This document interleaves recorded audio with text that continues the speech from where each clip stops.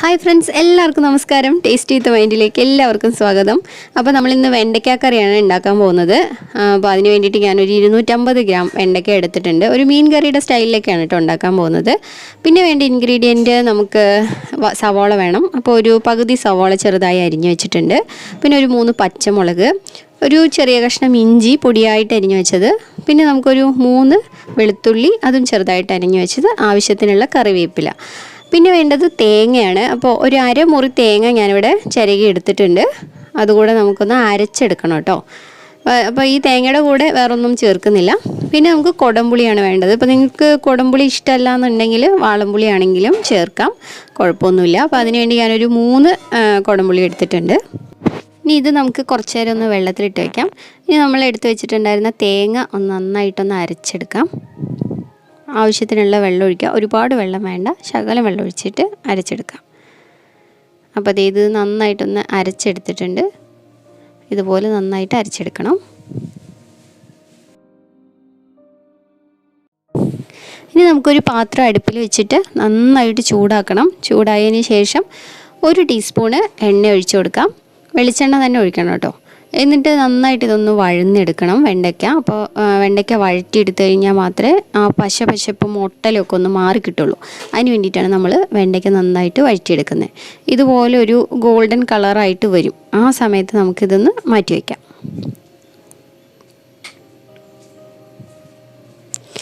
ഇനി നമുക്കൊരു പാത്രം എടുത്തിട്ട് അത് നന്നായിട്ട് ചൂടാക്കണം. ആ ചൂടായ പാത്രത്തിലേക്ക് നമുക്ക് ആവശ്യത്തിനുള്ള എണ്ണ ഒഴിച്ചു കൊടുക്കാം. ഒരു 1-1.5 ടേബിൾ സ്പൂണോ എണ്ണ ഒഴിച്ചു കൊടുക്കാം. എണ്ണ നന്നായിട്ട് ചൂടായതിന് ശേഷം നമ്മൾ അരിഞ്ഞു വെച്ചിട്ടുണ്ടായിരുന്ന ഇഞ്ചിയും വെളുത്തുള്ളിയും പച്ചമുളകും കറിവേപ്പിലയും കൂടെ ആദ്യം ചേർത്ത് കൊടുക്കാം. അപ്പം ആ ഇഞ്ചിയുടെയും കറിവേപ്പിലയുടെയും പച്ചമുളകിൻ്റെയൊക്കെ മണം നന്നായിട്ട് ഈ എണ്ണയിലോട്ട് പിടിച്ചിട്ട് നമ്മുടെ കറിക്ക് നല്ലൊരു മണം കിട്ടും. അപ്പോൾ അതിന് വേണ്ടിയാണ് ആദ്യം തന്നെ ഈ ചേരുവകളൊക്കെ ചേർക്കുന്നത്. അതിനുശേഷം ഈ ഇഞ്ചിയും വെളുത്തുള്ളിയൊക്കെ നന്നായിട്ടൊന്ന് വഴന്നു വരുമല്ലോ, ഒരു ഗോൾഡൻ ബ്രൗൺ കളറൊക്കെ ആവുന്ന സമയത്ത് നമുക്ക് ഉള്ളി ചേർത്ത് കൊടുക്കാം. ചെറിയ ഉള്ളി ഉണ്ടെങ്കിൽ അത്രയും നല്ലത്. അപ്പോൾ എൻ്റെ അടുത്ത് കുഞ്ഞുള്ളി ഉണ്ടായിരുന്നില്ല, അപ്പോൾ അത് കാരണം ഞാൻ സവോള ചെറുതായിട്ടൊന്ന് അരിഞ്ഞെടുത്താണ്. അപ്പോൾ നിങ്ങൾ ചെയ്യുമ്പോൾ ചെറിയ ഉള്ളി ഉണ്ടെങ്കിൽ അത് തന്നെ ചേർത്തോളൂ കേട്ടോ. നല്ലൊരു കൊഴുപ്പും കൂടെ കിട്ടും. ഇനി നമുക്ക് ഇതേ വഴന്ന് വന്നിട്ടുണ്ട്. ഇതിലോട്ട് ഒരു ടീസ്പൂണ് മഞ്ഞൾപ്പൊടി ചേർത്ത് കൊടുക്കാം. മഞ്ഞൾപ്പൊടിയുടെ ഒരു പച്ച മണമൊക്കെ മാറുന്നത് വരെ നന്നായിട്ടൊന്ന് വഴന്നെടുക്കണം. ഇനി നമുക്ക് മുളക് പൊടി ഇട്ട് കൊടുക്കാം. അപ്പോൾ 1.5 ടേബിൾ സ്പൂണ് നല്ല എരിവുള്ള മുളക് പൊടിയും 1 ടേബിൾ സ്പൂണ് കാശ്മീരി ചില്ലി പൗഡറാണ് ഞാൻ ചേർക്കുന്നത് കേട്ടോ. കാശ്മീരി നല്ലൊരു കളറ് കിട്ടുമല്ലോ, അതിന് വേണ്ടിയിട്ടാണ് ചേർക്കുന്നത്. അപ്പോൾ നന്നായിട്ട് ഇതൊന്ന് വഴറ്റി കൊടുക്കാം. മുളക് പൊടിയുടെ പച്ച മണമൊക്കെ മാറണം, അല്ലെങ്കിൽ നമ്മളുടെ കറിക്കൊരു മുളക് പൊടിയുടെ മണം ഉണ്ടാവും.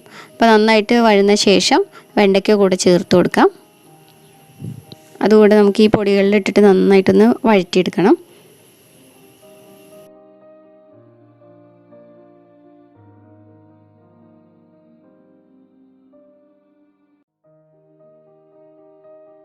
അപ്പോൾ വെണ്ടയ്ക്കയിൽ നന്നായിട്ട് മസാലയൊക്കെ പിടിക്കുന്ന പോലെ നന്നായി ഇളക്കി യോജിപ്പിച്ചെടുത്ത ശേഷം ഈ സമയത്ത് നമുക്ക് കുടംപുളി ചേർത്ത് കൊടുക്കാം.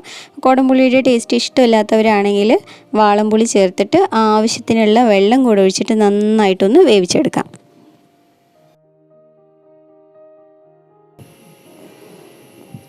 ഇനി ഇതിലോട്ട് ആവശ്യത്തിനുള്ള ഉപ്പ് ചേർത്ത് കൊടുക്കാം.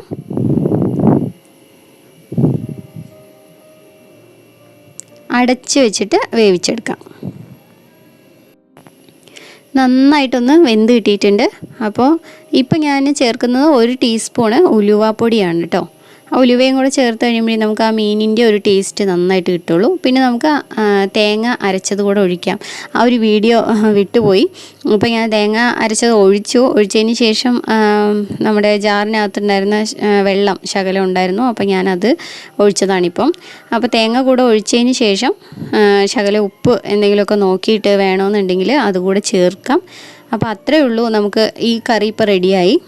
ഇനി നമുക്ക് എന്താ ചെയ്യേണ്ടതെന്ന് ചോദിച്ചാൽ കടുക് താളിച്ചൊഴിക്കണം. അപ്പോൾ ഇത് നമുക്ക് ഇറക്കി മാറ്റി വയ്ക്കാം. ഇനി കടുക് താളിക്കാൻ വേണ്ടിയിട്ട് ഒരു പാത്രം അടുപ്പിൽ വയ്ക്കുക, എണ്ണ ഒഴിക്കുക. നന്നായിട്ട് ചൂടായതിന് ശേഷം എണ്ണയിലോട്ട് കടുകിട്ട് പൊട്ടിക്കുക. കടുക് നന്നായി പൊട്ടിയതിന് ശേഷം മാത്രം ബാക്കിയുള്ള ചേരുവകളൊക്കെ ഇട്ടാൽ മതി. അല്ലെങ്കിൽ ആ കടുക് ഇടയ്ക്കിടയ്ക്ക് ഇങ്ങനെ കടിക്കും, അതുകൊണ്ടാണേ. അപ്പോൾ അതെ, അതിനകത്തോട്ട് ഞാനിപ്പോൾ ചുവന്ന മുളക് 2 പൊട്ടിച്ചിട്ടിട്ടുണ്ട്. ഇനി കറിവേപ്പില കൂടെ ചേർത്ത് കൊടുക്കാം. ചെറിയ ഉള്ളി ഉണ്ടെങ്കിൽ അതുകൂടെ ചേർത്ത് കൊടുത്തിട്ട് ഇത് കറിയിലോട്ടങ്ങ് ഒഴിച്ചു കൊടുക്കാം. അപ്പോൾ ഇത്രയേ ഉള്ളൂ വെണ്ടയ്ക്ക കറി. നല്ല ടേസ്റ്റാണ്. ചോറിൻ്റെ കൂടെയോ ചപ്പാത്തിയുടെ കൂടെ വേണമെങ്കിലും കഴിക്കാം. ഇതിങ്ങനെ ചട്ടിയിൽ ഇരുന്നിട്ട് തന്നെ നന്നായിട്ടൊന്ന് വറ്റി പോകും. അപ്പോൾ അതുകൊണ്ടാണ് ഇത്രയും, നമുക്ക് ശകലം ചാറ് വേണമല്ലോ. അപ്പോൾ അതേ കുറച്ച് നേരം കഴിഞ്ഞിട്ട് ചാറൊക്കെ ഒന്ന് വറ്റിയിട്ട് കിട്ടുന്ന ഒരു ടെക്സ്ചറാണ് ഞാനിപ്പോൾ ഇവിടെ കാണിച്ചിരിക്കുന്നത്.